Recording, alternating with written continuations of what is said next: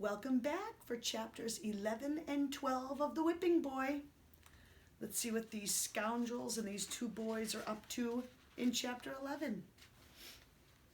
Chapter 11, containing a great deal of shouting. Jemmy was struck dumb.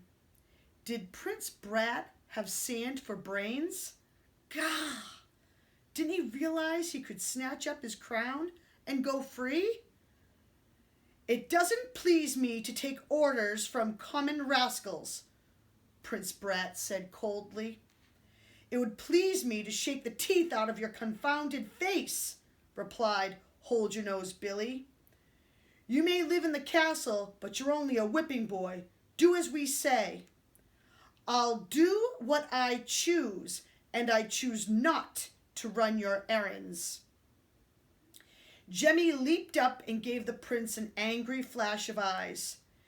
Jemmy from the streets gets these stubborn fists, he said. Contrary as a mule, let me have a word with him. I'll whip the mulishness out of him, exclaimed Cutwater, lurching forward. Prince Brat dodged out of his grasp, and a sour smile crossed his face. I'll tear up your vile message the moment I'm gone, and keep the crown for myself. Hold-Your-Nose Billy caught Cutwater's upraised arm. Hold off! There's something in what he says. You think he's angling for a share of the reward, Billy? Likely he is.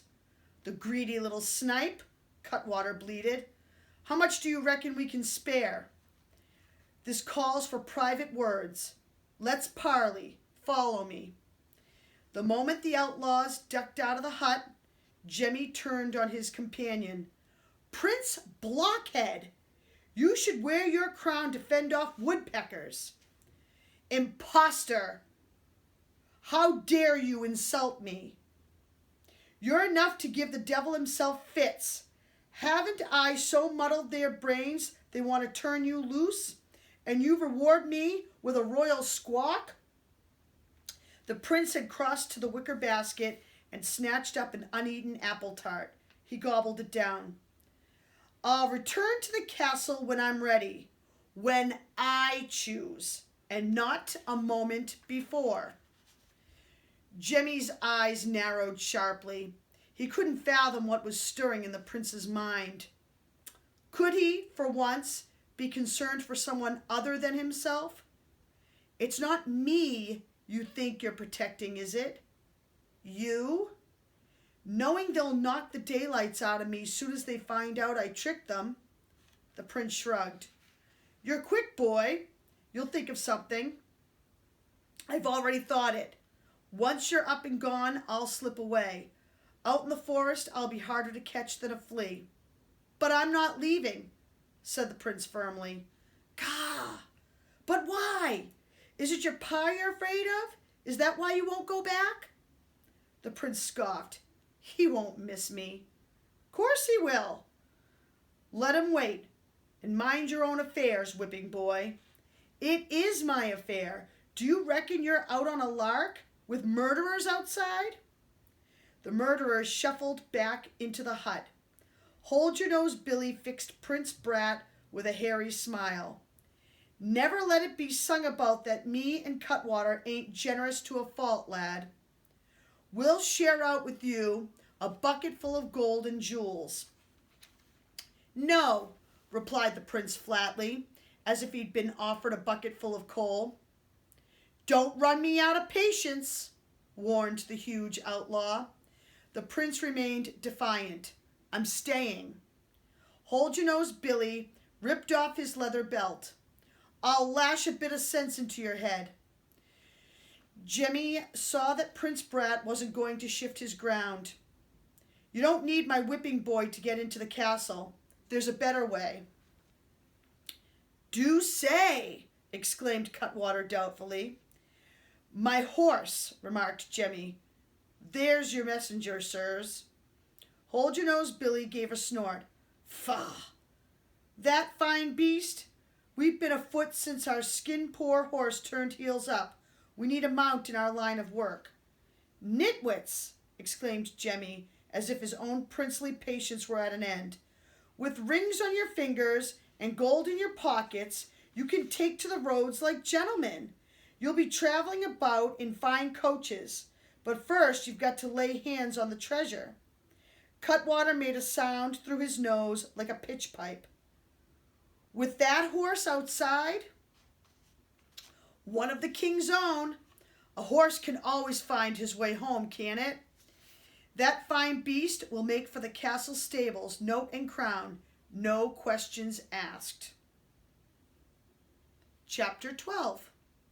Wherein Jemmy is betrayed. With a gleeful chuckle, Hold-your-nose Billy dropped the ransom note and the gold crown into a dirty linen sack. When he'd knotted the sack to the saddle, he turned to Cutwater. Soon as I'm within a squint of the castle, I'll turn the beast loose. Guard our prisoners. I'll tie him up, Cutwater wheezed, giving his heavy partner a foot up into the royal saddle. From the doorway, Jemmy watched Hold-your-nose Billy vanish into the tangled maze of tree limbs and brambles. Then he glanced about at the bare furnishings, the hanging ropes of garlic bulbs, the bed straw, the chest of stolen goods. He'd need some trickery to escape. The prince fixed him with a smirk. You're clever, all right, but a common dunce all the same. Gah!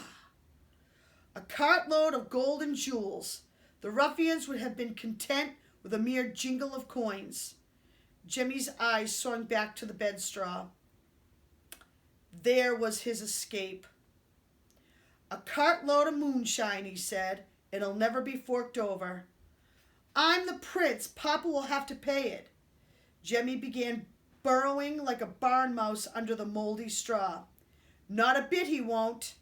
Papa will foam at the mouth. Jemmy was disappearing, limb by limb, under the straw. Think again. It'll be clear as water the note's a scrambly-witted fake. Papa'll keep me under lock and key after this. It won't fool a soul, that note. How could you have written it? Everyone in the castle knows you can't so much as sign your own name. I never needed to before. It's me that's in the soup. I'll catch it for your mischief in running away, and I'll catch it again when the tutor claps eyes on the handwriting. He'll say, Jemmy, this is Jemmy trying to line his own pockets. Your pa'll scrag me with his bare hands, so I'll be obliged if you'd help me nip out of here. I promise you my protection, announced the prince with sudden generosity. Jemmy protects himself, said the whipping boy. When that plaguey Cutwater comes to tie us up, tell him I slipped out the door. Soon as he bounces off after me, I'll make a break for it. You'd leave me alone with cutthroats? Before Jemmy could answer, he heard the sharp squeak of the door. He held his breath. Lads, you won't mind if I truss you up like a Christmas goose. There came a sudden pause, and Jemmy's heart began to thump. Where's the prince? Cutwater snapped. Jemmy heard Prince Brat answer without the slightest hesitation. Him? Over there, under the straw. That's the end of chapter 12. I will see you tomorrow for chapters 13 and 14.